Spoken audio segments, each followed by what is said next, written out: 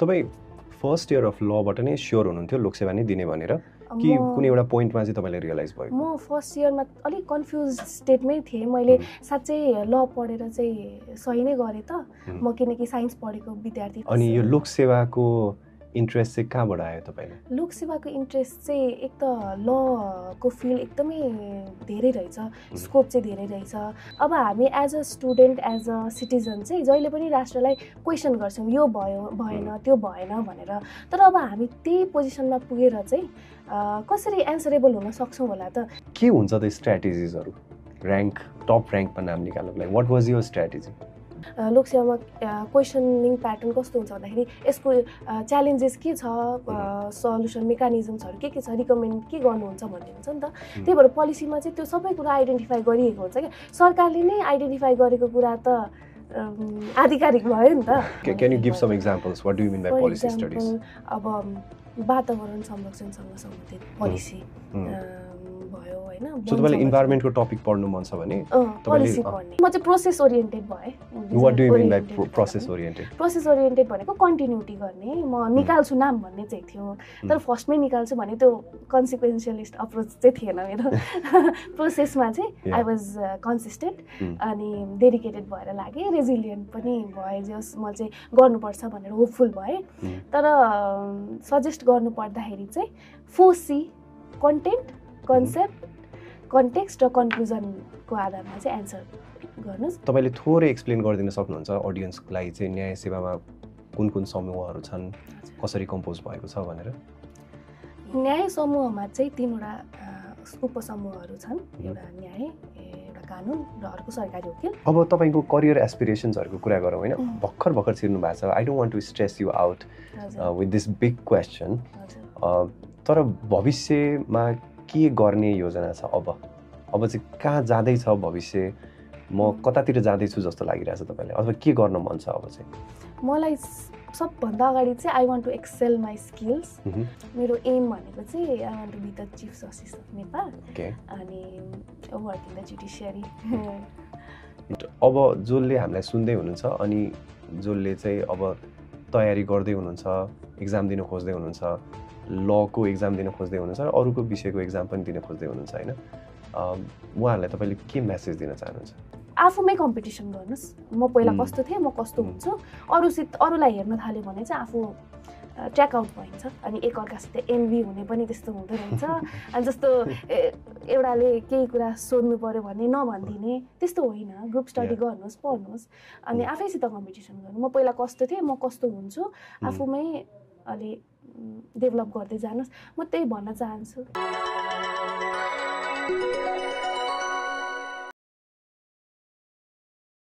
Hello Smriti. Hello sir. How are you? I'm doing good. सर्वप्रथम त thank you so much for accepting our request अनि हाम्रो यो पडकास्टको लागि आइदिनु भएको छ। अहिले तपाईँ ट्रेनिङकै क्रममा हुनुहुन्छ, त्यसको लागि धेरै धेरै धन्यवाद। अनि तपाईँलाई चाहिँ बधाई तथा तपाईँको फ्युचरको लागि धेरै धेरै शुभकामना। Thank you sir. So okay, म अडियन्सलाई चाहिँ तपाईँसँग थोरै परिचित गराउँछु।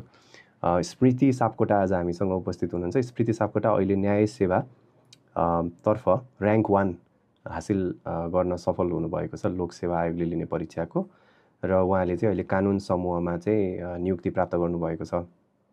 स्मृति सापकोटाले काठमाडौँ स्कुल अफ लबाट ब्याचलर्स इन ल गर्नुभयो, बिएलएलबी, एलएलबी के बिएलएलबी के भन्छ? बिएलएलबी है, केएसएलमा। ओके, बिएलएलबी गर्नुभयो। उहाँ भक्तपुरमा हुर्किनु भएको। उहाँको एन्सेस्ट्रीको कुरा गर्नुपर्दा रुट्स चाहिँ तपाईँको खोटाङ जिल्ला है, खोटाङ अनि झापामा चाहिँ जन्मेको। झापामा जन्मिनु भएको राइट। सो थोरै ब्याकग्राउन्ड चाहिँ उहाँको यस्तो छ। उहाँको अरू तपाईँ आफै इन्ट्रोड्युस गर्नु न। I think you know would you? हजुर, मेरो पुर्ख्यौली घर चाहिँ खोटाङ हो। त्यसपछि चाहिँ हामी बुवाहरू झापामा बसाइसराइ गर्नुभयो। मेरो जन्म चाहिँ झापामै भयो। अनि झापापछि चाहिँ बाबाको यता काठमाडौँमा चाहिँ बाबा बिएल गर्छन्थ्यो त्यो बेलामा। अनि त्यसपछि हामी फ्यामिली नै काठमाडौँमा बसेका हौँ। अनि हाल चाहिँ भक्तपुरमा बस्दैछौँ। भक्तपुरमा बस्दै हुनुहुन्छ। सो तपाईँको बुवा चाहिँ लयर हुनुहुन्छ होइन? तपाईँले मलाई पहिले हाम्रो कन्भर्सेसनमा चाहिँ कुरा गरेको थियो। सो त्यही इन्फ्लुएन्सले गर्दा मेबी क्यान आई से तपाईँले त्यही एउटा इन्सपिरेसन डिराइभ गरेर तपाईँले पनि ल पढ्नुभयो? मेबी इन्सपिरेसन त होला, तर कस्तो भयो भन्दाखेरि म अब त्यतिखेर चाहिँ कस्तो हुन्थ्यो भन्दाखेरि साइन्स पढ्नुपर्छ, टपर स्टुडेन्ट्सहरूले चाहिँ साइन्स पढ्नुपर्छ भन्ने त्यतिखेरको थियो। मैले पनि होला साइन्समै मेरो फ्युचर छ भन्ने चाहिँ मलाई फिल हुन्थ्यो। अनि मैले +2 पनि साइन्सै गरेँ, तर साइन्स गर्नु अगाडि ब्रिज कोर्स जाँदाखेरि चाहिँ होइन करियर अप्सन्सहरू चाहिँ अरू पनि रहेछ भन्ने त्यतिखेर फिल भयो। र साइन्स पढिराख्दा मलाई रमाइलो पनि लाग्थ्यो साइन्स पढ्नलाई, तर पनि मेरो चाहिँ होइन अलिकति क्रिएटिभिटी चाहिँ लतिर पनि छ भन्ने चाहिँ मलाई फिलिङ आउँथ्यो। बुवाले चाहिँ जहिले पनि अब न्युज च्यानल हेरिरहने अनि रिसर्चमा इन्भल्भ भइरहने हुँदाखेरि चाहिँ मलाई चाहिँ लप्रति अलि बढी इन्ट्रेस्ट लाग्यो। त्यसपछि मैले Kathmandu school of Lama BA LLB join गरेँ। ओके, अनि यो लोकसेवाको इन्ट्रेस्ट चाहिँ कहाँबाट आयो तपाईँले? लोकसेवाको इन्ट्रेस्ट चाहिँ एक त लको फिल्ड एकदमै धेरै रहेछ, स्कोप चाहिँ धेरै रहेछ। अनि मैले KSLमा पढिराख्दाखेरि चाहिँ लको स्कोप चाहिँ कता कता हुन्छ भन्ने कुरा पनि बुझ्ने अवसर पाएँ। र ल पढेर लोकसेवा जानुपर्नेको मुख्य एउटा त्यो मलाई स्ट्राइकिङ पोइन्ट चाहिँ कतिखेर आयो भन्दाखेरि अब हामी as a student, as a citizen चाहिँ जहिले पनि राष्ट्रलाई क्वेसन गर्छौँ, यो भयो भएन, त्यो भएन भनेर। तर अब हामी त्यही पोजिसनमा पुगेर चाहिँ कसरी एन्सरेबल हुन सक्छौँ होला त, त्यहाँ पोजिसनमा पुगेको मान्छे कसरी एन्सरेबल हुन्छ होला त भन्ने कुरा चाहिँ एकदम मेरो जिज्ञासाको विषय थियो।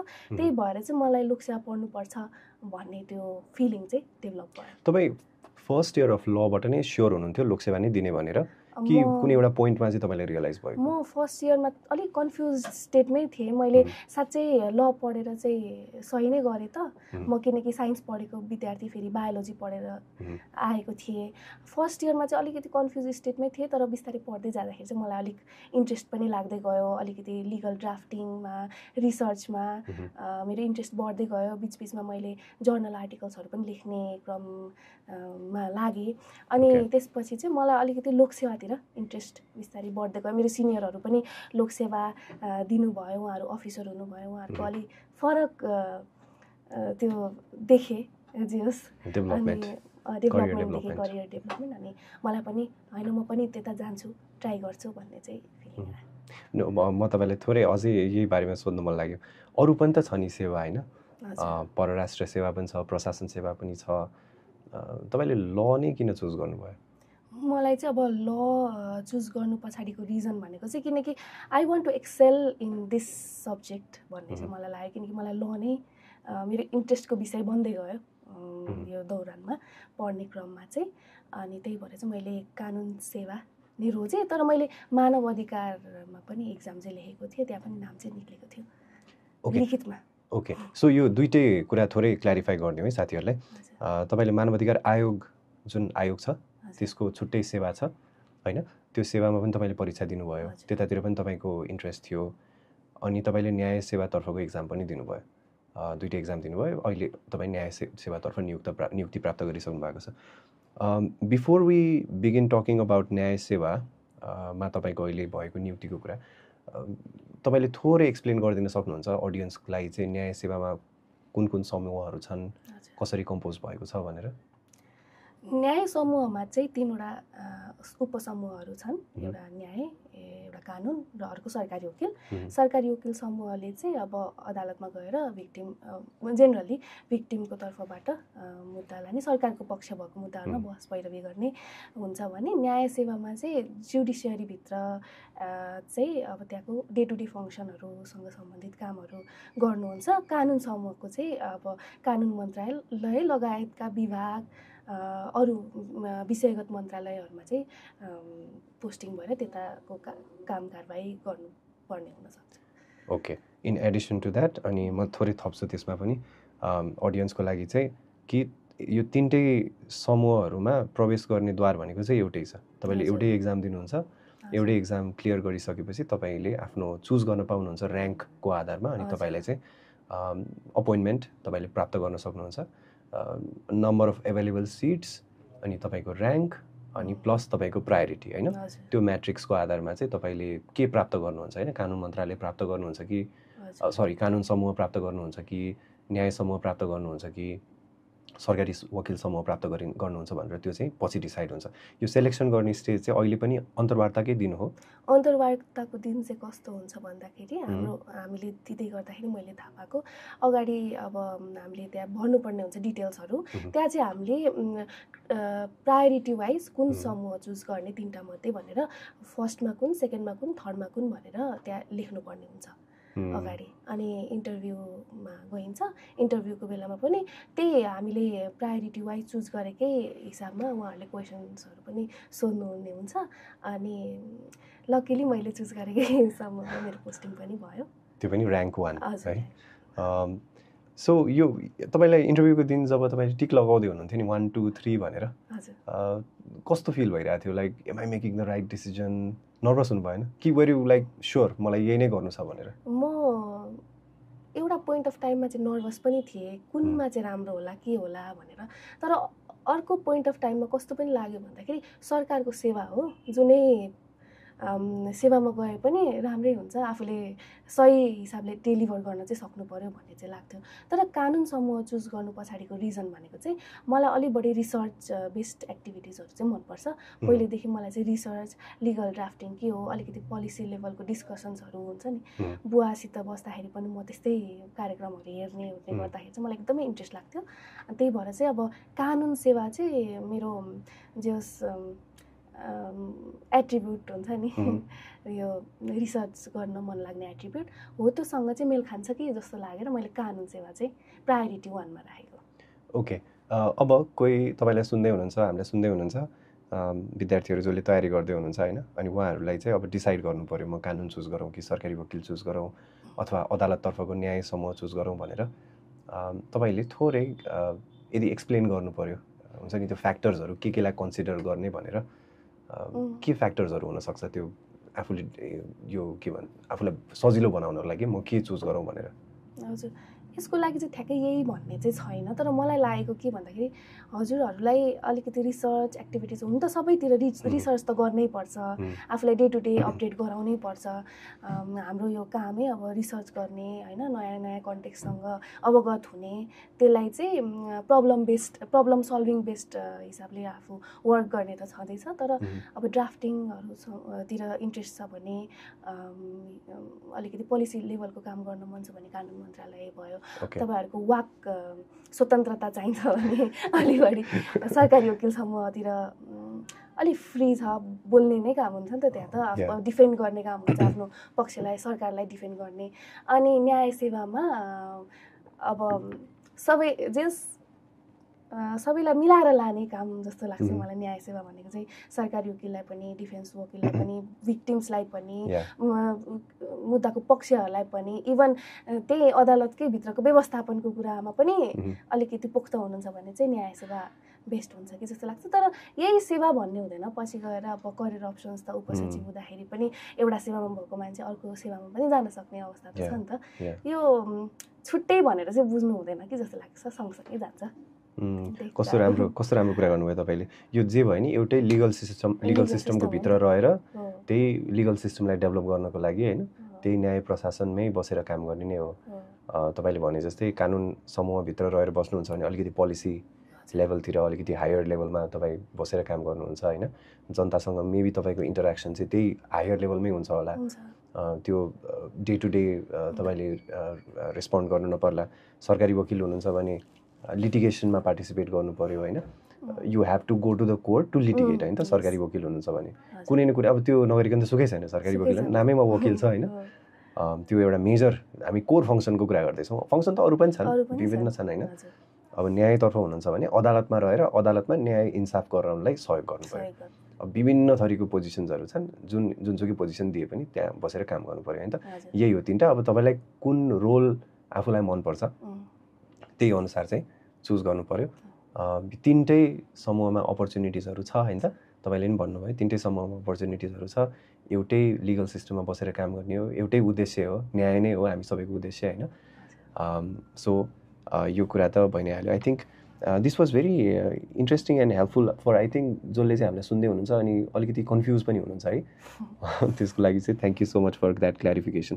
नाउ आई थिङ्क सबैजनाले अब बुझ्न खोज्नु भएको अनि सुन्न पनि खोज्नु भएको तपाईँबाट चाहिँ तपाईँले तयारी कसरी गर्नुभयो and everyone wants to be अलि टप ऱ्याङ्कमा चाहिँ सबैजनाले पास गर्न खोज्नुहुन्छ होइन म स्वयंको आफ्नै पनि कहिले पनि ऱ्याङ्क 1मा चाहिँ नाम निस्केको छैन and I get really fascinated by talking to someone who is like rank 1 होइन के हुन्छ त स्ट्राटेजिजहरू टप ऱ्याङ्कमा नाम निकाल्नको लागि वाट वाज यर स्ट्राटेजी अब यसमा ठ्याक्कै यही भन्ने हुँदैन सबैको आफ्नो प्रिपरेसन गर्ने आफ्नै तरिका हुन्छन् मैले पनि फर्स्टमा अब स्टार्ट गर्ने बेलामा त आई वाज डल यसबारेमा मलाई खासै थाहा थिएन अनि अब के रहेछ त भनेर अलिकति अब 5th इयरको एक्जाम सकिसकेपछि चाहिँ आई वाज क्वाइट इन्क्विजिटिभ अनि त्यसबारेमा चाहिँ हेरेँ सिलेबसहरू हेरेँ अनि सिलेबस यसो स्क्रिनिङ गर्दाखेरि चाहिँ नबुझेको नपढेको कुराहरू चाहिँ होइन रहेछ डे टु डे हामीले बुझिरहेको जानिरहेकै कुरा पहिला पढेकै कुराहरू पनि कति रहेछन्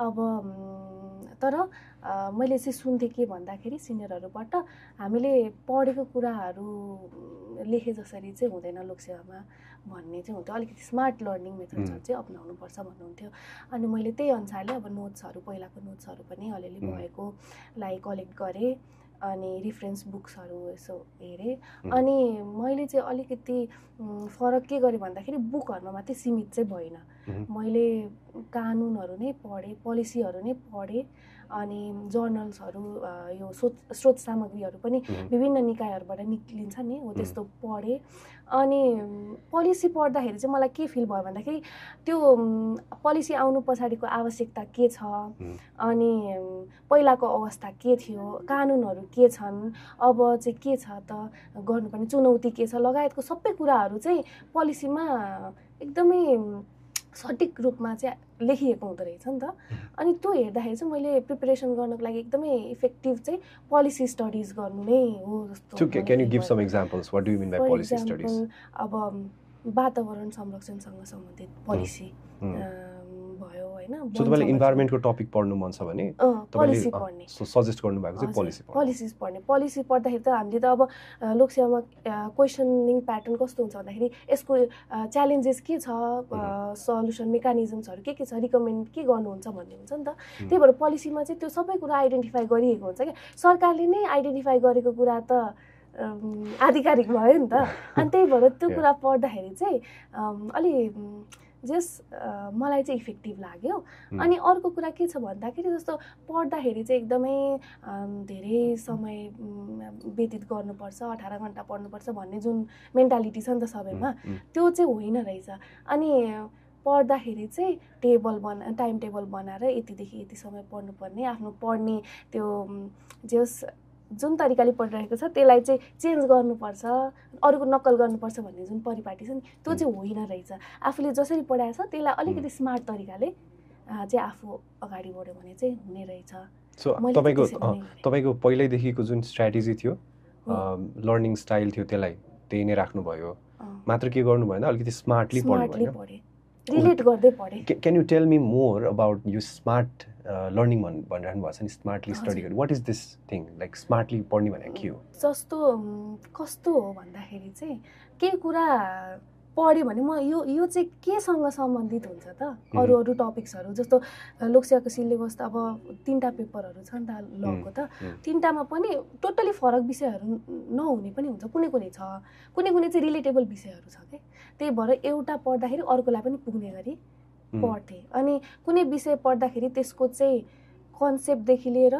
हिस्ट्री विकासक्रम अनि त्यसको लिगल स्ट्यान्ड के छ त्यो समथिङ सर्टेन कुराको लिगल स्ट्यान्ड के छ इन्टरनेसनल प्र्याक्टिस के छ अनि त्यसको प्रब्लम्सहरू के छ सल्युसन कस्तो हुन सक्छ भनेर मैले वे फरवर्डसम्म त्यसरी चाहिँ लेख्थेँ सो हरेक टपिकको लागि तपाईले चाहिँ त्यो छुटे हेडिङ्सहरू अहिले जुन भन्नुभयो नि जस्तै के भन्नुभयो तपाईले concept prevailing institutions practices laws international practices पनि अनि प्रब्लम के छ अनि सल्युसन के आवश्यकता छ के गर्न पर्छ अनि अहिलेको के भइरहेको छ त्यो प्रब्लम सल्भ गर्नको लागि चाहिँ इफोर्ट्सहरू त्यसरी चाहिँ गर्थेँ अनि मिल्ने रहेछ भने चाहिँ फ्याक्ट्स एन्ड फिगर्सले पनि त्यसलाई चाहिँ ब्याकअप गर्थेँ त्यसरी राख्थेँ and how extensively did you use data तपाईले कति मात्रामा चाहिँ डेटाहरू प्रयोग गर्नु नम्बरहरू हुन्छ नि हामीले फिगर्सहरू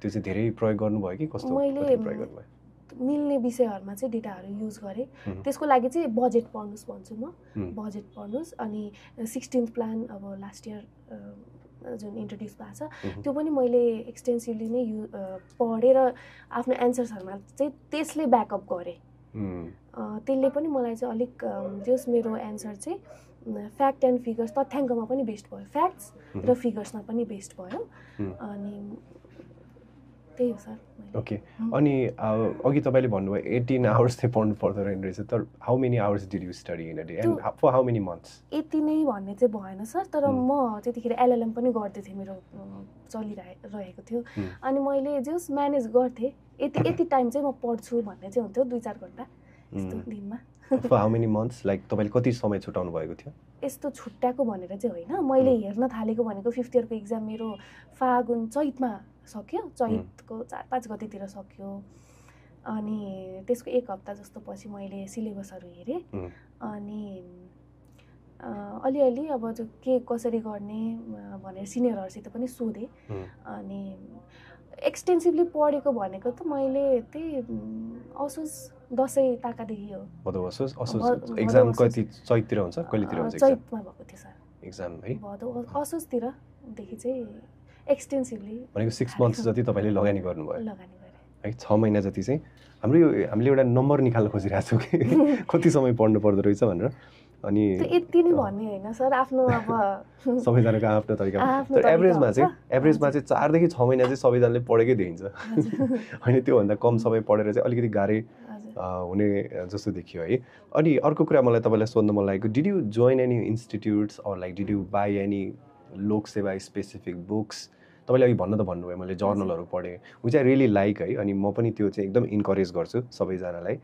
कि एउटा सीमित किताब मात्रै पढ्ने अथवा यति किताब पढेर चाहिँ पास हुन्छ भन्नुभन्दा पनि जर्नल्सहरू पढ्ने बानी गरायो भने चाहिँ त्यसले जस्तै हुन त किताबले कम्प्रिहेन्सिभ नलेज दिन्छ जर्नल्सले अलिकति स्पेसिफिक साँगुरो घेराभित्र नलेज दिन्छ होइन टपिक स्पेसिफिक प्रब्लम स्पेसिफिक हुन्छ अनि ठ्याक्क त्यही क्वेसन सोधिदियो भने त एक्जाममा त jackpot right because you know everything by reading that one single article so तपाईँको चाहिँ कस्तो थियो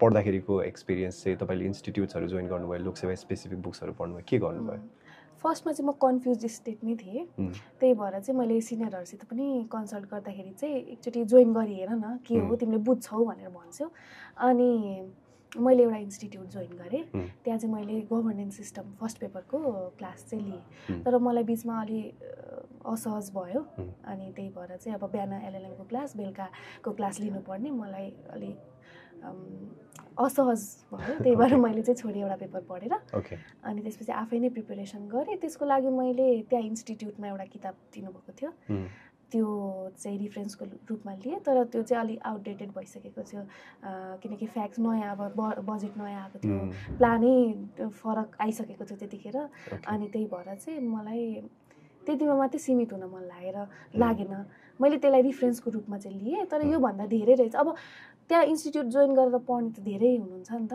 सबैको त्यही मात्रैमा फोकस हुने भयो नि त त्यही पढेर दियो भने त त्यही भएर अलिकति योभन्दा चाहिँ होराइजन चाहिँ फराकिलो पार्नुपर्छ भन्ने चाहिँ मलाई लाग्यो अनि मैले चाहिँ लजै पढ्छु बरु फर्स्ट ह्यान्ड इन्फर्मेसनै लिन्छु त्यहाँ पढ्यो भने त यसको के छ त भन्ने कुरा त एनालाइसिस गर्न सकिन्छ नि त तपाईँले लज नै पढ्यो भन्दाखेरि यो गभर्नेन्स र कन्टेम्पोरेरी इस्युजको पेपरको कन्टेक्स्टमा भन्दै हुनुहुन्छ कि लको पेपरको कन्टेक्स्टमा भन्दै हुनुहुन्छ मैले तिनटैमा अब किनकि लज त जुनैमा पनि ठोकी नै हाल्छ नि त गभर्नेन्स सिस्टममा पनि गभर्नेन्स सिस्टम के हो त भन्दाखेरि हाम्रो संविधानले नै कति कुराहरू भनेको छ सो फर्स्ट ह्यान्ड इन्फर्मेसन लिनको लागि चाहिँ लजहरू पोलिसिजहरूलाई रिलेट गर्दै पढ्ने अनि जर्नलहरूमा पनि उहाँहरूले अब सरकारी सेवामै लागिराख्नु भएको व्यक्तिहरूले पनि लेख्नु भएको हुन्छ जर्नल त्यहाँ एकदमै एनालाइटिकल पनि हुन्छ अनि पर्सपेक्टिभ चेन्ज हुन्छ जस एउटा लेन्सबाट सोचिरहेको कुरालाई उहाँहरूको त्यो जर्नल पढ्यो भने अलि डाइमेन्सन फरक हुँदो रहेछ अनि मलाई चाहिँ त्यसले गर्दाखेरि पनि मल्टिडाइमेन्सनल सोच चाहिँ बनाउँदो रहेछ मान्छेलाई भन्ने लाग्यो मलाई त्यो प्रिपेरेसन गरिरहेको फेजमा चाहिँ अनि त्यही भएर चाहिँ आई रिकमेन्ड जर्नलहरू पढ्नु स्रोत सामग्रीहरू पढ्नु वार्षिक प्रतिवेदनहरू पढ्नु विभिन्न निकायहरूको महालेखा परीक्षकको कार्यालयबाट निकालिएको छ एउटा पेपर। त्यहाँ चाहिँ कुन कुन निकायको चाहिँ के रेस्पोन्सिबिलिटी हुनुपर्छ भनेर एउटा रिकमेन्डेसन जस्तो पनि दिनुभएको रहेछ। त्यो एकदमै कम्प्रिहेन्सिभ डकुमेन्ट छ। मैले ठ्याक्क त्यसको टाइटल चाहिँ मैले अहिले सम्झिनँ, तर त्यो त्यसरी सर्फ गर्ने, इन्टरनेट सर्फ गर्दै गर्दै पनि कति नयाँ कुराहरू फाइन्ड हुँदो रहेछ क्या। त्यसले पनि आफ्नो एन्सर्सहरूलाई चाहिँ कसरी बलियो बनाउन सकिन्छ भन्ने कुरा चाहिँ आई एग्री। मैले स्टुडेन्ट्सहरूसँग कुरा गर्दाखेरि यो करप्सनको टपिकमा पढाउनु पऱ्यो भने म उहाँहरूलाई चाहिँ अख्तियार दुरुपयोग अनुसन्धान आयोगको वार्षिक प्रतिवेदन हुन्छ नि, त्यो प्रतिवेदनको अन्तिमको पानाहरूमा जुन सुझावहरू, समस्याहरू होइन, जुन त्यो सेक्सन छ, त्यो सेक्सन चाहिँ उहाँहरूलाई रिकमेन्ड गर्छु। त्यस्तै गरी तपाईँले भने जस्तै त्यो एजेन्सीहरूको, पार्टिकुलर एजेन्सीको आफ्नो आफ्नो एक्सपिरियन्सेसहरू उहाँहरूले आफ्नो प्रतिवेदनमा पेश गर्नुभएको हुन्छ होइन। So I think it's a very invaluable resource for anyone studying that topic होइन त। त्यो रिसर्च बेस्ड हुन्छ। अनि मैले त्यो चाहिँ ठ्याक्क अहिले सम्झना आयो, महालेखा परीक्षकको एउटा प्रतिवेदन छ। त्यहाँ चाहिँ गुड गभर्नेन्स प्रमोट गर्नको लागि चाहिँ के गर्न सकिन्छ, अनि अडिटिङ यो जुन लेखा परीक्षण जुन छ नि त्यसलाई चाहिँ सुदृढ गर्नको लागि कस्तो कस्तो काम गर्न सकिन्छ, ई गभर्नेन्सलाई प्रमोट गर्नको लागि के गर्न सकिन्छ भनेर वे आउट छ कि त्यो प्रतिवेदनमा। त्यो चाहिँ एकचोटि हेर्नुभयो हुन्छ, त्यसले धेरै कुरा समेट्छ। Very nice suggestion. अनि did you also take any mock test or like त्यो जुन हामीले लिन्छौँ नि मक टेस्टहरू गर्ने, ग्रुप स्टडी ग्रुप्सहरूमा पार्टिसिपेट गर्ने, त्यस्तो केही अरू पार्टिसिपेट गर्नुभएको थियो तपाईँले? केही अरू क्रियाकलापहरू? ग्रुप्समा चाहिँ पार्टिसिपेट त्यस्तो गर्ने मौका पनि मिलेन। मक टेस्ट चाहिँ मैले 3-4 वटा मक टेस्टमा पार्टिसिपेट भएँ त्यही इन्स्टिट्युटमा। Was that helpful? Yes, helpful त थियो, किनकि त्यो मूल्याङ्कन हुँदो रहेछ मैले गरेको कुरा चाहिँ कतिको ठिक छ त, am I going on the right path भन्ने कुरा पनि त्यहाँबाट चाहिँ थाहा हुँदो रहेछ। सो मक टेस्ट पनि गर्नु पर्यो होइन त? त्यसले पनि 3-4 वटा गरेँ। आई सजेस्ट अरू धेरै गर्नुहोस् मक टेस्ट चाहिँ। मैले चाहिँ त्यो गर्न सकिनँ रिजन्सहरूले। आई सजेस्ट मक टेस्ट चाहिँ दिनुपर्छ। एउटा कुरा मैले सोध्न बिर्सिन्छु होला, नत्र यो डिमिस्टिफाई गरौँ है। सबैजना साथीहरूलाई लाग्छ कि हामीले कानुन भनेको एकदमै रटेर ठ्याक्क जे हो त्यही याद गर्नुपर्छ, संविधान पनि जे हो त्यही याद गर्नुपर्छ, धाराहरू सबै याद गर्नुपर्छ, ऐनको दफाहरू याद गर्नुपर्छ भन्नुहुन्छ। तपाईँलाई के लाग्छ? तपाईँले याद गर्नुभएको थियो कि याद भयो, अथवा इन टोटो भन्छ ठ्याक्क जे छ त्यही तपाईँले लेख्नु भएको थियो एक्जाममा, लेख्न सक्नुभयो कि त्यो डिमिस्टिफाई गरिदिनु न? मैले चाहिँ कस्तो भन्दाखेरि I am very bad at remembering numbers यो आर्टिकल्सको कुरामा, सेक्सन्सहरूको कुरामा। अनि तर केही कुरा चाहिँ अब पढिराख्दाखेरि चाहिँ कति चाहिँ माइन्डमा सेटै हुँदो रहेछ। जस्तो एकदमै अब गभर्निङ सिस्टम पढ्दाखेरि अब यो कसरी फर्म हुन्छ गभर्मेन्ट भन्ने कुराहरू यस्तो यस्तो त एकदमै हामी अवगत भइरहने कुराहरू हो नि त। त्यस्तो चाहिँ ठ्याक्कै दिमागमा हुने रहेछ। अरू कुराहरू चाहिँ मलाई ठ्याक्कै याद नहुने। तर मैले चाहिँ के गर्थेँ भन्दाखेरि अब त्यो ठ्याक्क बुझिन्छ नि त यो लमा त के छ भन्ने कुरा। अनि याद भएको लेख्थेँ, याद नभएको चाहिँ अब मैले संविधानमा यस्तो छ, प्रावधान छ, यो पार्टमा हुन्छ भन्ने त थाहा हुन्छ। जस्तो संहिताहरूको यो पार्टमा यस्तो छ भन्ने व्यवस्था त थाहा हुन्छ नि त। त्यसरी लेख्थेँ मैले चाहिँ आफ्नो भाषामा मिलाएर।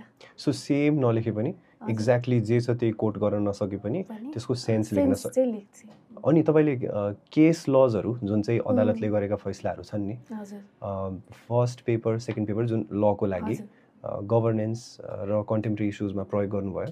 गरेको थिएँ। ओके। गभर्नेन्स सिस्टमको पनि कुनै क्वेसन्समा चाहिँ गर्न मिल्ने खालको भएर गरेँ, कुनैमा चाहिँ अब त्यो ठ्याक्कै रिलेट गर्न नसक्ने भएर गरिनँ। तर रिलेट हुने ठाउँमा चाहिँ मैले रिलेट गरेँ। त्यसले पनि सायद एन्सर चाहिँ अलिक युनिक पनि बनायो होला, किनकि गभर्नेन्स सिस्टम, कन्टेम्पोरेरी इस्युज त अरू सेवा समूहको लागि पनि त्यही पेपर छ नि त। सो मैले चाहिँ गरेको थिएँ। अब अरूहरूले, अरू सेवा समूहको एक्जाम दिने साथीहरू जसले ल पढ्नु भएको छैन उहाँहरूलाई त अलिकति अप्ठ्यारो हुनसक्छ। तर पनि अब नोट्सहरूमा एभाइलेबल छ भने एकदमै प्रोमिनेन्ट केसेसहरू होइन हामीले पढ्छौँ नि, जस्तै प्राइभेसीको कुरा गर्दा अन्नपूर्ण राणाको केस होइन, इन्भाइरोमेन्टल लको कुरा गर्दाखेरि गोदावरी मार्बल फ्याक्ट्रीको केसेसहरू, त्यस्तै केसेसहरू चाहिँ याद गरेको राम्रो भन्नुभयो नि त तपाईँले? याद गरेको राम्रै हुन्छ किनकि अहिले त अब हामी डे टु डे अब समाचारहरूमा पनि कति कुराहरू आइरहन्छ अब ठ्याक्कै केसै लेख्न नसके पनि अब एउटा इन्स्टान्स बनाएर एक्सप्लेन गर्ने यस्तो सिचुएसन भएको थियो भनेर अलिकति एक्जाम्प्लिफाई गरेर लेख्न नि सकिन्छ या डेफिनेटली है अहिले जस्तै यो PM प्राइम मिनिस्टरले रिजोल्युसन गर्न सक्ने नसक्ने विषय त्यो त पत्र पत्रिकामा एकदमै धेरै आएको विषय हो सर्वोच्च अदालतले यस्तो भन्यो फैसला गर्यो भनेर भनेकै छ राइट सो त्यस्तो कुराहरूलाई नि हामीले मुद्दाको नाम स्पेसिफिकली कोट गर्न नसके पनि इस्यु चाहिँ लेख्न सक्यो is that what you saying issue लेख्न सक्यो त्यसले गर्दाखेरि चाहिँ हाम्रो चाहिँ अब एउटा कन्भेन्सनल अप्रोचबाट त्यो एन्सर लेख्ने जुन प्याटर्न हुन्छ त्योभन्दा फरक हुने जस्तो देख्यो नि त अलिकति एक्स्ट्रा पनि देखियो पेपरहरू यो मान्छेले चाहिँ साँच्चीकै बुझाइ रहेछ भन्ने पनि हुन्छ नि त सिचुएसनलाई रिलेट गर्न सक्यो नि त विषयवस्तुमा भन्ने पनि हुन्छ त्यसरी गर्दा पनि हुन्छ so okay now let's come to your exam day exam दिन चाहिँ कसरी म्यानेज गर्नुभयो तपाईँले आफ्नो टाइम म्यानेजमेन्ट खास गरी what is your rule what was your rule मैले चाहिँ प्रिपरेसन गर्ने बेलामा घरमै पनि एउटा क्वेसन गर्नलाई 18 मिनट टाइम छुट्याएको थिएँ अनि त्यसको लागि चाहिँ स्टप वाच राखेर प्रिपरेसन गर्थेँ अनि त्यसले गर्दाखेरि पनि मलाई एक्जाममा चाहिँ अलिक सहजै भयो टाइम म्यानेज गर्नलाई अनि फेरि मैले यहाँ लको पेपर गर्नुभन्दा अगाडि मानव अधिकार आयोगको पनि एक्जाममा अपियर भएको थिएँ नि त त्यसले गर्दा मलाई चाहिँ त्यो एक्जामको त्यो जुन स्ट्रेस थियो नि दुईवटा एक्जाम दिइसकेपछि दुईवटा पेपर दिइसकेपछि मलाई अलिकति चाहिँ होइन म सक्छु भन्ने जस्तो एउटा कन्फिडेन्स चाहिँ थियो त्यही आधारमा मैले चाहिँ टाइम म्यानेज गर्न सकेँ अनि तपाईँलाई एक्जाममा चाहिँ टाइमले अलिकति के अप्ठ्यारो पारेको थियो डिड द्याट वर्क लाइक तपाईँको आफ्नो रुल मलाई कस्तो भयो भन्दाखेरि यो गभर्नेन्स सिस्टमको फर्स्ट जुन पेपर थियो त्यो बेलामा चाहिँ मैले एउटा ब्लन्डर गरेको थिएँ मिस्टेक गरेको थिएँ के भयो भने त्यो एकदमै इन्ट्रेस्टिङ पनि छ मलाई पछि सम्झिँदा एकदम कसरी चाहिँ म्यानेज गरेँ मैले टाइम भन्ने चाहिँ हुन्छ के भयो भन्दाखेरि त्यहाँ मानव अधिकारमा चाहिँ 12वटा क्वेसन हुन्छ अनि हाम्रो लमा चाहिँ 10वटा क्वेसन हुन्छ अनि मानव अधिकारको चाहिँ ती 3वटाको दरले 4वटा सेक्सनमा सोधिन्छ भने लमा चाहिँ 3टा क्वेसन एउटा सेक्सनमा 2टा क्वेसन अर्को सेक्सनमा तपाईले यो ल भनेको चाहिँ लको पेपर भन्नुभएको कि गभर्नेन्स कन्टेम्परेरीको जोस हाम्रो यो न्याय सेवाको जुन 3टै पेपर छ नि 3टै पेपरमा जोस 10वटा क्वेसन हुन्छ मानव अधिकारको चाहिँ अब कतै पनि क्वेसन पेपर भेटिन अब सिधै एक्जाम सेन्टरमा अपियर भएपछि क्वेसन आएपछि 12वटा हुँदो रहेछ भन्ने थाहा भयो अनि 4वटा सेक्सनमा ती 3वटाको दरले क्वेसन राखिएको हुँदो रहेछ म त एउटा सेक्सनमा 3टा क्वेसन हुन्छ भन्ने मेरो थट प्रोसेस त्यसरी भयो 2टा एक्जाम दिएर आएको भोलिपल्ट गभर्नेन्स सिस्टमको एक्जाम थियो यहाँ लको अनि त्यहाँ 10वटा क्वेसन हुने रहेछ मैले कस्तो त्यो 12वटा क्वेसन 10वटा क्वेसन त्यो भयो अनि 3टा क्वेसन गरेँ सेक्सन 1 को अनि सेक्सन 2 मा 2टा क्वेसन हुँदो रहेछ मैले चाहिँ 3टै हुन्छ भन्ने मेरो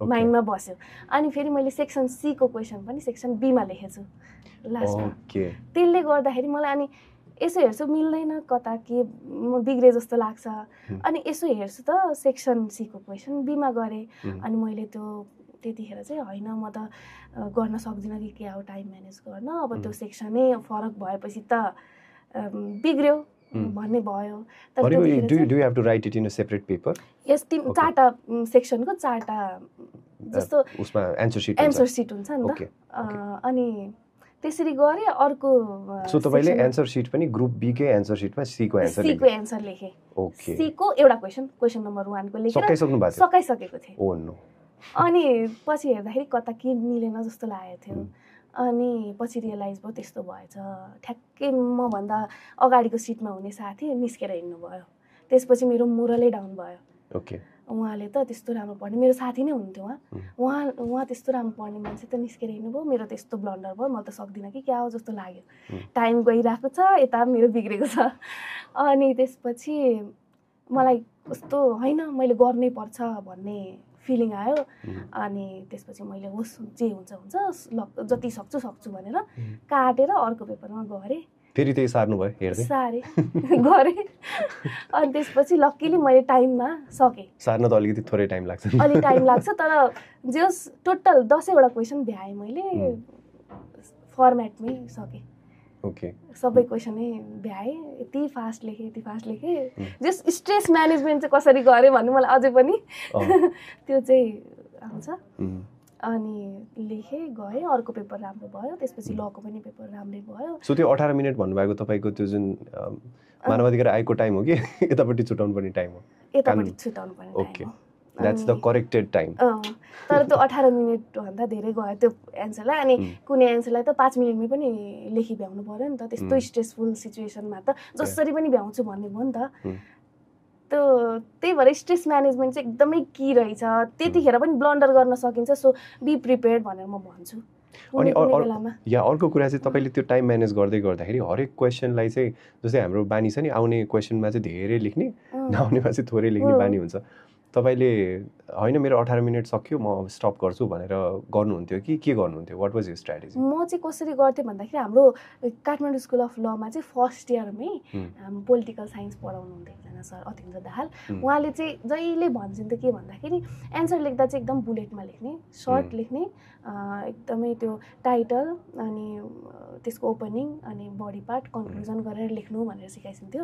मैले चाहिँ त्यसैलाई अलिकति एउटा मेरो स्ट्यान्डर्ड तोके। So title what do you mean by title? Title भनेको जस्तो अब क्वेसनले के मागेको छ, ओके, एउटा अब टाइटल त्यसको आधारमा टाइटल फ्रेम गर्ने। यसो एउटा इन्ट्रोडक्सन भने जस्तै टाइटल दिनु पर्यो। टाइटल दियो अनि त्यसपछि चाहिँ कन्सेप्ट के हो, त्यो क्वेसनको एज अ होल कन्सेप्ट चाहिँ के हो भनेर मैले लेख्थेँ।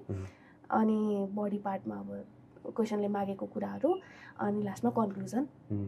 त्यसरी चाहिँ मैले जस एन्सरमा 4वटा सीलाई चाहिँ मुख्य मन्त्रको रूपमा लिएँ। 4वटा सी भनेको चाहिँ एउटा कन्टेन्ट, के कन्टेन्ट त्यो क्वेसनले मागेको कुरा के हो कन्टेन्ट हेर्ने। त्यसपछि अर्को भनेको कन्सेप्ट, त्यसको कन्सेप्ट के हो, विकासक्रम लगायतका कुराहरू। अर्को भनेको कन्टेक्स्ट, अहिलेको कन्टेक्स्ट के छ, पहिलाको कन्टेक्स्ट के थियो, कुन अवस्थामा आएको कुराहरू के हो, त्यसको प्रब्लम होला, त्यसको सल्युसन होला, अनि लास्टमा कन्क्लुजन हो। त्यसरी चाहिँ मैले मेरो एन्सरलाई चाहिँ लिमिट गर्थेँ। 4वटा सीलाई चाहिँ हेर्थेँ मैले।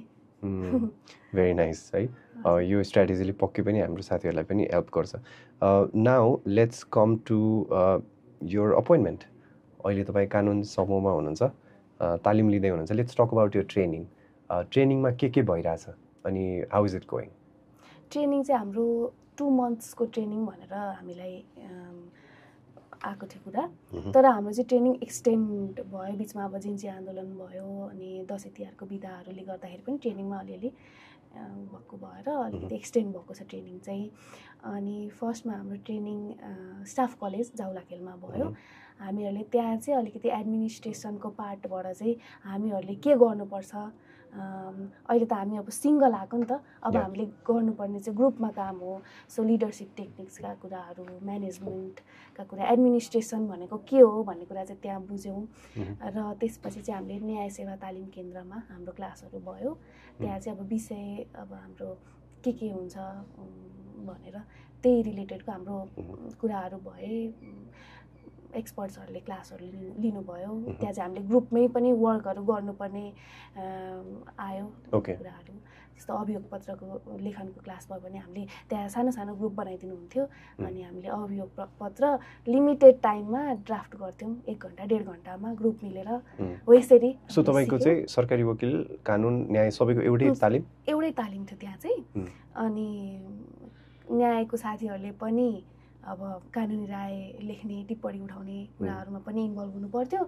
अब हामी कानुनको एपोइन्ट भएको मान्छेहरूले पनि अब अभियोग पत्र फैसला लेखनमा पनि इन्भल्भ हुनुपर्ने। जस उहाँहरूको कुरा चाहिँ के थियो भन्दाखेरि 3टा उपसमूह भए पनि लास्टमा हामीले गर्ने भनेको चाहिँ न्यायकै काम हो नि त। सो हामीले जान्नुपर्छ भन्ने उहाँहरूको स्ट्राटेजी नै त्यस्तै थियो। त्यही भएर हामीहरूले चाहिँ 3टै समूहको क्लासेसहरू भयो। अनि अहिले चाहिँ रिसेन्टली अब यो 1 विकको समयको लागि चाहिँ अन द जब ट्रेनिङमा हामीलाई पठाइएको छ। म चाहिँ अहिले मन्त्रालयमै ट्रेनिङ लिँदैछु।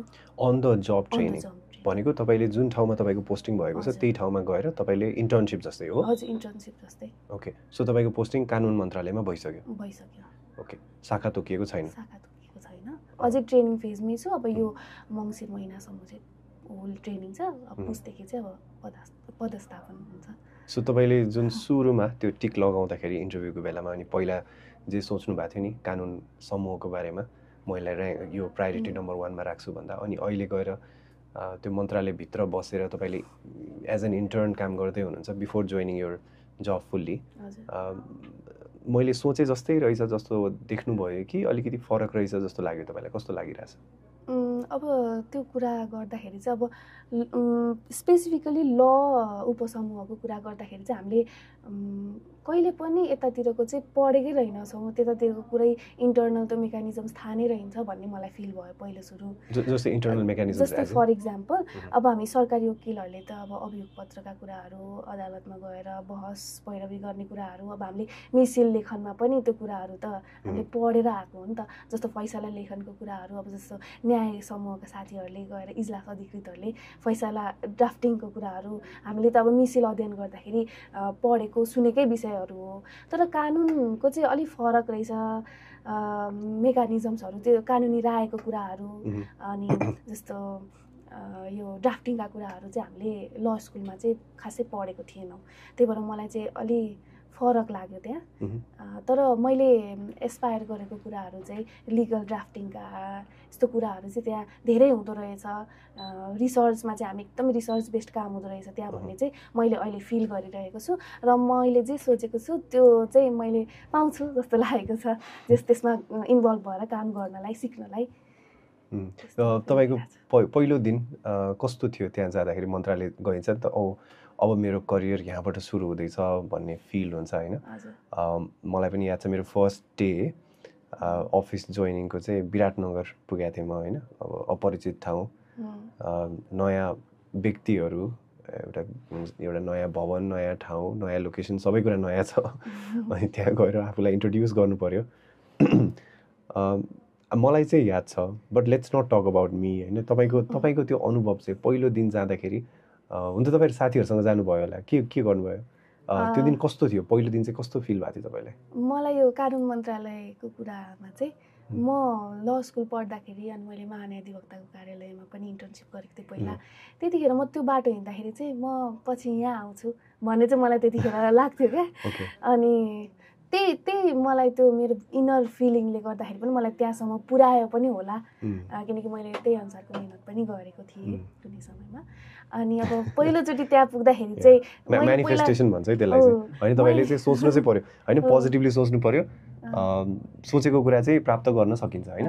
पोजिटिभली सोच्नु, म गर्न सक्दिनँ भन्यो भने त अलरेडी तपाईँ फेलियरतर्फ गइसक्नु भयो नि, राइट? सो त्यो चाहिँ राम्रो अप्रोच। Please continue. अनि म पहिलोचोटि त्यहाँभित्र छिर्दाखेरि चाहिँ मैले पहिला जे सोचेको थिएँ, मैले म्यानिफेस्ट गरेको कुरा चाहिँ साँच्चीकै नै भयो भन्ने फिलिङ आएको थियो। र एउटा भनेको चाहिँ मलाई एकदमै अपर्च्युनिटी पाएँ जस्तो पनि लाग्यो, र अर्को भनेको चाहिँ अपर्च्युनिटीको साथसाथै अलिकति च्यालेन्ज पनि महसुस भयो क्या, किनकि म त्यो ठाउँमा गएर त मैले कति कुराहरू सिक्न छ।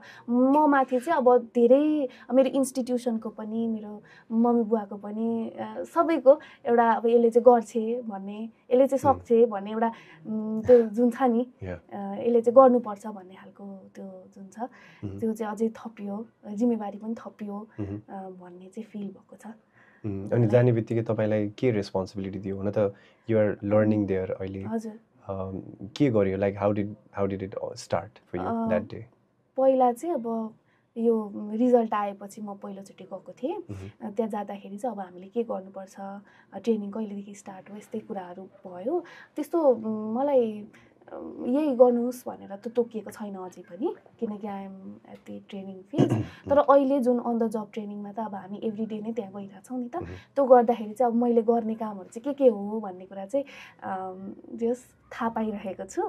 अनि अब हामीले पढेको भन्दा चाहिँ टोटली नै फरक हुँदो रहेछ कुराहरू, किनकि अब थ्योरी र प्र्याक्टिसमा चाहिँ फरक हुँदो रहेछ भन्ने आइरहेको छ, मलाई फिलिङ आइरहेको छ। अब गर्छु पनि होला। Okay, yeah definitely. I mean we are also very hopeful that you know all our तपाईँको ब्याचमेट्सहरू चाहिँ आर एक्सिलेन्ट। मैले अलरेडी भेट्न पाइसकेको छु कतिजनालाई होइन, न्याय समूहको साथीहरू पनि, कानुन मन्त्रालयमा जसले नाम निकाल्नु भएको छ साथीहरू पनि, सरकारी वकिलको साथीहरू पनि। एन्ड आइम रियली एक्साइटेड है सबैजनाको लागि चाहिँ। And I'm wishing all the best for सबैजनाको लागि। अब तपाईँको करियर एस्पिरेसन्सहरूको कुरा गरौँ होइन। भर्खर छिर्नु भएको छ। I don't want to stress you out with this big question, तर भविष्यमा के गर्ने योजना छ? अब चाहिँ कहाँ जाँदैछ भविष्य? म कतातिर जाँदैछु जस्तो लागिरहेछ तपाईँलाई, अथवा के गर्न मन छ अब चाहिँ? मलाई सबभन्दा अगाडि चाहिँ I want to excel my skills. म चाहिँ जुन ठाउँमा गएर पनि मैले चाहिँ काम गर्नुपर्छ, गर्न सक्छु भन्ने त्यो एउटा पोटेन्सियल चाहिँ डेभलप गर्ने हो सबभन्दा अगाडि। र पछि गएर बन्ने भनेको चाहिँ मलाई चाहिँ मेरो एम भनेको चाहिँ I want to be the chief justice of Nepal अनि work in the judiciary. Okay, so यो चाहिँ है म धेरैजनासँग त्यो तपाईँले कस्तो राइट ठाउँमा यो कुरा गरिदिनु भयो। मलाई चाहिँ के लाग्छ भने हाम्रो करियर एकदमै लामो छ कि like you have it's a very long race होइन। अनि त्यो रेसमा चाहिँ अब रेस भनेको as such you are not competing with anyone but you are competing with yourself होइन। तपाईँ आफैसँग कम्पिट गर्दै हुनुहुन्छ। अनि हाम्रो सिस्टम भनेको ग्रोथको कुरा गर्दा नि हामी भर्टिकल ग्रोथको कुरा गर्छौँ। तपाईँले राइटली स्किलको कुरा गर्दै हुनुहुन्छ होइन। स्किल भनेको चाहिँ I think you talking more about यो होराइजन्टल ग्रोथ होइन। You want to add more knowledge degrees maybe होइन, ट्रेनिङ्सहरू एड गर्दै गर्दै जाने कुरा गर्दै हुनुहुन्छ।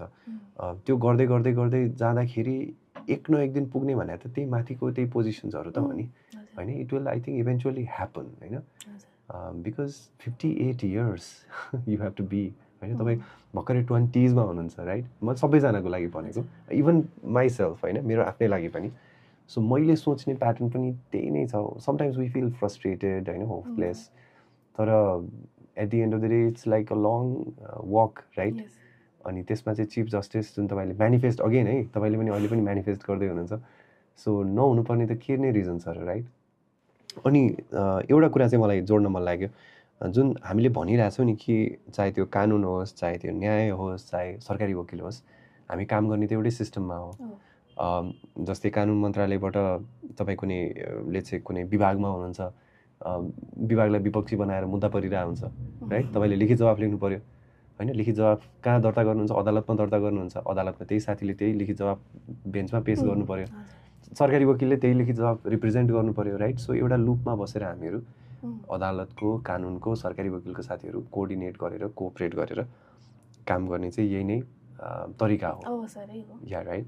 सो तपाईँ अहिले इन्टरेक्ट त गरिराख्नु भएको छ अरू साथीहरूसँग। तपाईँको क्लोज जुन ग्रुप छ, साथी सर्कल छ, आई थिङ्क हामीले पढ्दाखेरि पनि भन्छौँ नि होइन, ग्रुपमा पढ्ने गरिन्छ, सेयर गरिन्छ नलेज। तपाईँको साथीहरू चाहिँ कता कता छरिनु भयो अहिले चाहिँ? Like are they all in law ministry अरू सबैजना कुनै कानुनतिर अदालततिर पुग्नु भएको छ? कता कता पुग्नु भएको छ? हाम्रो काठमाडौँ स्कुल अफ ल मेरो ब्याचमा चाहिँ 8 जना न्याय सेवामा नियुक्त हुनुभयो योपालि। अब म एकजना कानुन मन्त्रालयमा छु, मेरो एकजना साथी वातावरण विभागमा हुनुहुन्छ, अरू साथी कोही सरकारी वकिल, कोही न्याय सेवामा हुनुहुन्छ, न्याय समूहमा हुनुहुन्छ।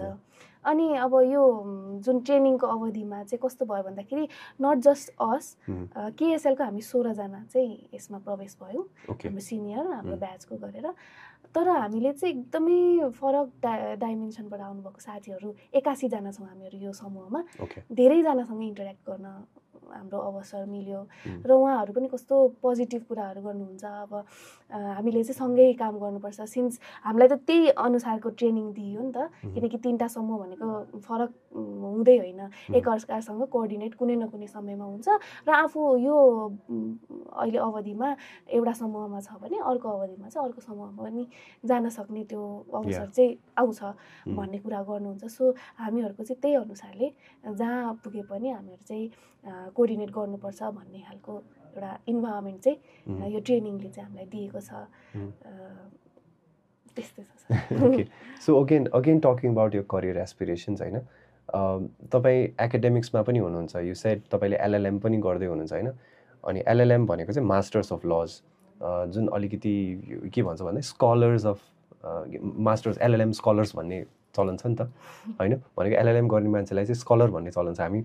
मैले नेपाल ल क्याम्पसमा एलएलएम गर्दाखेरि चाहिँ हामीहरूलाई प्रोफेसरहरूले चाहिँ तपाईँहरू स्कलर हो भन्नुहुन्थ्यो कि, तपाईँहरू अलरेडी एलएलएम गरिसकेपछि स्कलर भन्नुहुन्थ्यो। So you are also in academics, do you already see your academics going ahead with the civil service, or like यसले चाहिँ कसरी तपाईँको त्यो एकाडेमिक एङ्गललाई पनि अगाडि बढाउँछ जस्तो देखिराख्नु भएको छ कि के देखिरहनु भएको छ अगाडि चाहिँ अब करियरमा जाँदाखेरि? मलाई यो लोकसेवा प्रिपरेसनले चाहिँ अझै बढी अध्ययनशील पनि बनायो कि जस्तो लाग्छ किनकि मैले लोकसेवा प्रिपरेसन सँगसँगै एलएलएम पनि जोइन गरेर एलएलएम पनि अहिले कन्टिन्यू गर्दैछु म सेकेन्ड इयरमा अहिले बिजनेस एन्ड इन्टरनेसनल ट्रेड ल विषयमा एलएलएम गर्दैछु लगभग सकिनै लाग्यो सेकेन्ड इयर सो यस्तो हुन्छ अब हामीले म्यानेज गर्न सक्नुपर्छ टोटली फरक विषयहरू होइनन् नि त पढ्ने कुराहरू नै हो अनि एप्लिकेसन गर्ने कुरा नै हो सो हामीहरूले एकाडेमिक्सलाई र लोकसेवालाई सँगसँगै लिएर जाँदाखेरि पनि सकिन्छ अनि तपाईले चाहिँ कसरी अगाडि बढाउने योजना गर्दै हुनुहुन्छ एकाडेमिक्स र तपाईको लोकसेवालाई as in like do you want to do PhDs or तपाईले आफ्नो सर्भिसमा पनि because I did business and international trade ल मलाई चाहिँ उद्योग विभागतिर जान पाए हुन्थ्यो काम गर्नलाई अर कम्पनी रजिस्ट्रार कार्यालयतिर हुन्छ नि I don't think as such त्यसरी चाहिँ पोस्टिङ हुने प्र्याक्टिस छ त्यसरी पोस्टिङ हुने प्र्याक्टिस चाहिँ छैन तर पनि तपाईको त्यस्तो एस्पिरेसन छ कि अर लाइक त्यसरी पोस्टिङ भइदियो हुन्थ्यो जस्तो लाग्छ कि तपाईलाई के छ विचार चाहिँ अहिले मलाई चाहिँ अब विभिन्न ठाउँमा गएर काम गर्दाखेरि चाहिँ त्यहाँको डाइमेन्सन्स पनि बुझिन्छ नि त अलिकति आफ्नो नलेजको होराइजन पनि बढ्छ भन्ने चाहिँ म ठान्छु र कानुन मन्त्रालयमा काम गरिरहँदाखेरि चाहिँ विभिन्न निकायका कानुनहरूसँग पनि आफू अवगत हुने अवसर पनि पाइँदो रहेछ भन्ने म यो ट्रेनिङकै अवधिबाट त्यसबारे जानकारी लिइरहेको छु सो अब त्यसरी पोस्टिङ भयो भने झन् राम्रो तर अब म फर्दर मेरो एकाडेमिक्स चाहिँ म अब कानुनको विद्यार्थी पहिल्यैदेखि अब हामी चाहिँ अध्ययनशील हुनुपर्छ भनेरै भनिन्छ नि त सो म कन्टिन्यू गर्छु होला एकाडेमिक्सहरू मलाई इच्छा छ अझै धेरै पढ्ने this is actually what I also believe that ब्युरोक्रेसीमा एन्टर भइसकेपछि चाहिँ अझ एकाडेमिक लेन्स चाहिँ धेरै हामी त्यतातिर चाहिँ एक्सप्लोर गर्न सक्नुपर्छ हैन एकाडेमिकल्ली पनि आफूलाई साउन्ड बनाउन सक्नु पर्यो because at the end of the day हामी एकाडेमिकल्ली साउन्ड भयौँ भने which you are already LLM scholar हुनुहुन्छ हैन त्यो भयो भने त at the end of the day contribution त्यही गभर्मेन्टमै हुने त हो नि हामीले देख्छौँ नि कति धेरै जटिल प्रकृतिका मुद्दाहरू विवादहरू सरकारले ह्यान्डल गरिरहेको छ हैन सरकारी निकायहरूले ह्यान्डल गरिरहेको छ त्यति बेला लेट्स से ट्याक्सेसनको इस्यु ह्यान्डल गर्नु परिरहेछ which is a little complex हैन इस्युज त्यो बुझ्न सक्ने त्यो बुझेको व्यक्ति त हुनु पर्यो त्यो डिसिजन मेकिङ लेभलमा राइट अनि त्यसको लागि पनि त हामी अध्ययनशील त हुनु पर्यो भनेर जुन तपाईले गर्नुभएको एलएलएम अनि प्लस तपाईको करियर एस्पिरेसन्स छ त्यसलाई चाहिँ अप्रिसिएट गर्दै मैले चाहिँ यो पनि थोरै यतातिर पनि जोड्न चाहिँ खोजेको अब लेट्स टक अबाउट अब जसले हामीलाई सुन्दै हुनुहुन्छ अनि जसले चाहिँ अब तयारी गर्दै हुनुहुन्छ एक्जाम दिन खोज्दै हुनुहुन्छ लको एक्जाम दिन खोज्दै हुनुहुन्छ र अरूको विषयको एक्जाम पनि दिन खोज्दै हुनुहुन्छ हैन उहाँहरूलाई तपाईले के मेसेज दिन चाहनुहुन्छ मेसेज भनेको चाहिँ अब कन्टिन्युटी हुनु पर्यो कन्टिन्युटीको साथसाथै अब डिसिप्लिन पनि हुनु पर्यो जस्तो अब आज प्रिपरेसन गर्यो भोलि यतिकै छोड्यो त्यस्तो चाहिँ गर्न भएन एउटा कन्टिन्युटी आफूमै सेल्फ डिसिप्लिन हुनु पर्यो र अर्को भनेको चाहिँ जस्तो प्रिपरेसन गरिरहँदाको बेलामा मैले सक्दिनँ कि मैले गर्दिनँ कि कतिपय समयमा अब जस्तो मक टेस्ट दिनुभयो भने कहिले अब राम्रो नम्बर नआउला अब केही मान्नु भएन रेजिलियन्ट हुनु पर्यो आफू अनि आफूमा सेल्फ कन्फिडेन्स पनि डेभलप गर्नु पर्यो र अर्को भनेको अध्ययनशील हुनु पर्यो जस्तो कन्टेम्पोरेरी इस्युज के हो बुझ्न पर्यो अपडेटेड हुनु पर्यो आफू अब अलिकति रिडन्डेन्ट मात्रै भएर पनि भएन त्यही बुकिश नलेजले मात्रै चाहिँ हुँदैन अलिकति आफू एक्सप्लोर गर्नुपर्छ ठाउँहरू what do you mean by explore भनेको चाहिँ जस्तो अब आफूले नबुझेको कुरा छ भने झन् त्यसमा एक्सप्लोर गर्ने बुझ्न खोज्ने अब जस्तो कोर्स बुक मात्रै पढ्ने हैन रेफरेन्स बुक्सहरू पढेर त्यसमै बेस नहुनुस् अब दायरा फराकिलो पार्नुस् पढ्दाखेरि अर्को भनेको चाहिँ आफूमै कम्पिटिसन गर्नुस् म पहिला कस्तो थिएँ म कस्तो हुन्छु अरूलाई हेर्न थाल्यो भने चाहिँ आफू ट्र्याक आउट भइन्छ अरूसित कम्पिटिसन होइन यो भनेको जस्तो लोकसेवा भनेको चाहिँ एकदमै कम्पिटिटिभ एक्जाम हो अरूसित कम्पिटिसन गर्नुपर्छ अनि एकअर्कासित एनभी हुने पनि त्यस्तो हुँदो रहेछ अनि जस्तो एउटाले केही कुरा सोध्नु पर्यो भने नभनिदिने त्यस्तो होइन ग्रुप स्टडी गर्नुहोस् पढ्नुहोस् अनि आफैसित कम्पिटिसन गर्नु म पहिला कस्तो थिएँ म कस्तो हुन्छु आफूमै अलि डेभलप गर्दै जानुहोस् म त्यही भन्न चाहन्छु तपाईले ग्रुप स्टडी गर्नुहुन्थ्यो like did you use to study with your friends त्यस्तो ग्रुप स्टडी भन्दा पनि मैले चाहिँ अब सिनियरहरूसित म अलि बढी इन्भल्भ हुन्थेँ यो विषयमा चाहिँ। अब साथीहरूसित पनि डिस्कसन त हुन्थ्यो, तर अब सिनियरहरूसित चाहिँ ग्रुप स्टडीहरू गर्थेँ म। उहाँहरूलाई क्वेसन्सहरू सोध्थेँ अनि उहाँहरूले एन्सरहरू भन्नुहुन्थ्यो, केही कुराहरू डिस्कस गर्नु पऱ्यो भने यसमा के छ भनेर। सो ओके, अब लको हामी लास्टतिर आइसकेका छौँ आजको हाम्रो कन्भर्सेसनमा। लको इक्जाम जसले दिँदै हुनुहुन्छ उहाँहरूको लागि अब दुईवटा डिफिकल्ट पाटो रह्यो होइन त। एउटा त क्र्याक गर्नु पऱ्यो पहिला, अनि क्र्याक गरिसकेपछि नि आफूलाई इन्ट्रेस्ट लागेको समूहमा चाहिँ प्रवेश गर्नको लागि you have to get good ranks, otherwise तपाईँले त्यो प्रायोरिटी अर्डर अनुसार प्राप्त नगर्न सक्नुहुन्छ होइन। त्यसको लागि यदि तपाईँले चाहिँ if you have to pin down like 5 like यो चाहिँ थिङ्समा चाहिँ you have to stick very hard होइन। यो चाहिँ तपाईँले गर्नै पर्छ, नगरिकन हुँदैन। अलिकति माथि ऱ्याङ्क लिएर आउनुको लागि भन्नु पऱ्यो भने चाहिँ के भन्नुहुन्छ तपाईँले? Some rules. त्यो माथि ऱ्याङ्क ल्याउने गरी आफूले त्यो अगाडि नै म यतिमा ल्याउँछु भन्ने हिसाबले त मैले प्रिपेरेसन गरेको होइन, म पास हुन्छु भन्ने हिसाबले नै प्रिपेयर गरेको। तर पनि त्यो चाहिँ एज अ आउटकम गरिराख्दाखेरि चाहिँ हुँदो रहेछ, एज अ आउटकम भयो। म चाहिँ प्रोसेस ओरिएन्टेड भएँ। What do you mean by process oriented? Process oriented भनेको कन्टिन्युटी गर्ने, म निकाल्छु नाम भन्ने चाहिँ थियो। तर फर्स्टमै निकाल्छु भने त्यो कन्सिक्वेन्सियलिस्ट अप्रोच चाहिँ थिएन मेरो। प्रोसेसमा चाहिँ आई वाज कन्सिस्टेन्ट अनि डेडिकेटेड भएर लागेँ, रेजिलियन्ट पनि भएँ। जस म चाहिँ गर्नुपर्छ भनेर होपफुल भएँ।